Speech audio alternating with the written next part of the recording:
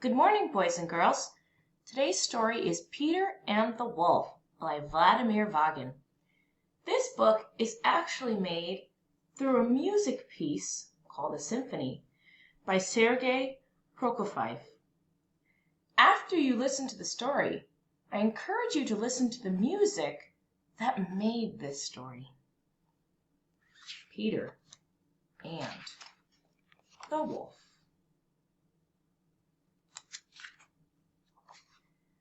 Once upon a time, a boy named Peter lived with his grandfather in a little cottage by a meadow in a forest. One morning, the morning of our story, Grandpapa said to Peter, "A big hungry wolf has been seen in the forest. You must remember to keep the garden gate shut, and don't play in the meadow. The wolf could come out and eat you." Peter listened to his grandfather and did as he was told most of the time. But this morning a little bird sat on a branch of a big tree out in the meadow, chirping happily. Peter stopped to listen. He thought, "It's much too nice a day to worry about a wolf." So, the better to hear the bird's song, Peter opened the gate and went out into the meadow. A duck came waddling through the gate. Peter had left the garden gate open, you see. The duck waddled over to the lovely pond near the tree. The little bird and the duck were friends, but the bird felt the pond and the meadow belonged to her, and she flew over to pester the duck. "What kind of bird are you?" the little bird chirped, "when you don't even fly?" "And what kind of bird are you," quacked the duck, "when you can't even swim?" And so they argued, the duck splashing and diving in the water, and the little bird fluttering and hopping along the edge of the pond.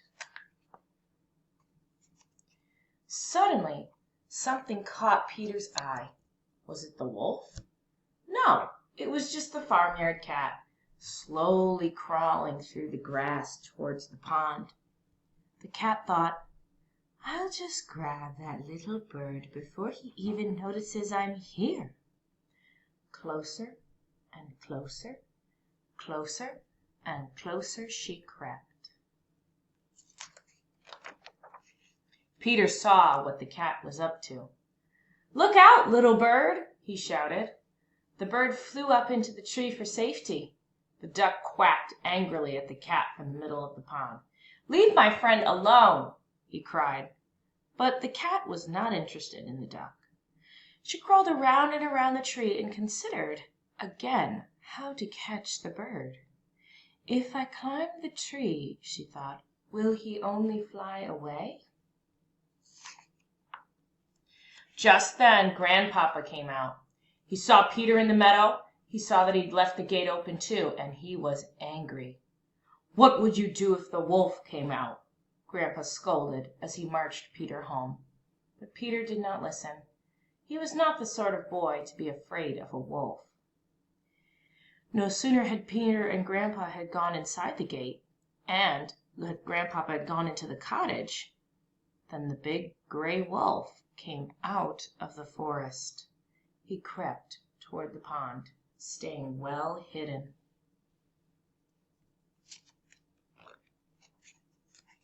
Just then the cat scampered up the tree after the bird. "Look out!" quacked the duck to the bird. In his excitement he jumped out of the pond and right in front of the wolf. The duck ran as fast as he could, but the wolf got closer and closer and closer until, with one gulp, he swallowed the duck whole. Then the wolf began to pace around the tree, greedily eyeing the cat. Meanwhile, the cat crept down the branch toward the little bird. Peter saw all that was going on from behind the closed gate. All at once, he knew just how to rescue his friends and catch the wolf, but he must be quick. Peter ran and found a strong rope. Then he climbed a huge stone wall so he was in reach of a branch of the tree. To catch the wolf, Peter would need the little bird's help. First he climbed onto the tree and scared the cat away. Then he whispered to the bird, "Fly down around the wolf's head." Be careful he doesn't get you." The bird flew off the branch and fluttered all around the wolf's head, brushing his nose with her wings and making him very angry. Just when the wolf thought he had caught the bird, she would dash away. Peter inched out the branch till he was right over the wolf. He made a lasso with the rope and lowered it down. Deftly he looped the lasso around the wolf's tail, and with a mighty pull he cinched the rope tight. Peter had caught the wolf. The wolf struggled hard to get away, but the more he jumped, the more the rope tightened around his tail. Peter tied the other end of the rope to the tree and called down, "I'm not afraid of some wolf." Just then a group of hunters came crashing and stomping out of the forest, pointing their guns all around and looking for the wolf. "Don't shoot," Peter called to them. "Look here, the bird and I have already caught the wolf."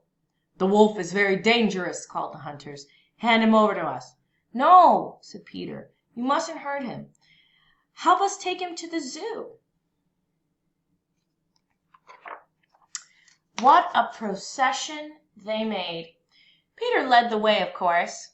Then came the hunters, leading the wolf with the rope. Then came Grandpapa and the cat. Grandpapa could hardly contain his pride, though he had been angry earlier. "He's a brave boy, my Peter," Grandpapa said. Above them all flew the little bird, chirping merrily. "Look what we have caught, Peter and I." And what about the duck? All the way to the zoo he sat quacking inside the wolf, perfectly whole and well. He made such a noise that the wolf spat him out, and he was returned with Peter to quack many another day. The end. I hope you liked this book, boys and girls, and remember, there is a music piece that this book is based on, and you can listen to that after you listen to this book. Goodbye.